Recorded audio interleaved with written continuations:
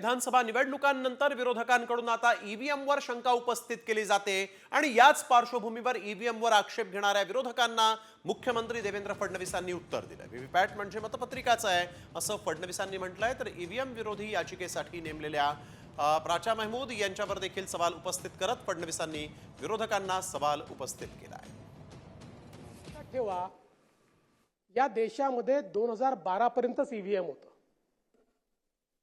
2012 नंतर ईव्हीएम नाही आहे, 2012 नंतर व्हीव्हीपॅट आहे। आणि ईव्हीएम आणि व्हीव्हीपॅट मधला महत्त्वाचा फरक काय आहे? व्हीव्हीपॅट म्हणजे बॅलेट पेपरवरचं मतदान आहे आणि ईव्हीएमच्या गिनतीनंतर रॅन्डमली व्हीव्हीपॅटची पण गिनती केली जाते आणि हे दोन जुळलं तरच निकाल जाहीर केला जातो। त्यामुळे आता केवळ ईव्हीएम नाही आहे, बॅलेट पेपरवरचं हे व्हीव्हीपॅट आहे। व्हीव्हीपॅटवर आपण त्या ठिकाणी निवडणूक करतोय। त्यामुळे जे ईव्हीएम चाललेला आहे ना, ईव्हीएमचा अर्थ एवढाच आहे, एव्हरी वोट फॉर महाराष्ट्र। आणि मला हे माहिती आहे की आम्ही किती घसा फोडून पुराव्यासहित सांगितलं तरी तुम्ही हरल्यानंतर ईव्हीएमच म्हणणार आहे।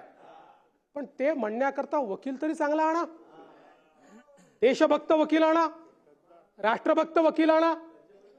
हा कोण प्राचा तुम्ही आणला की जो केवळ दहशतवाद्यांचं त्या ठिकाणी घेतो?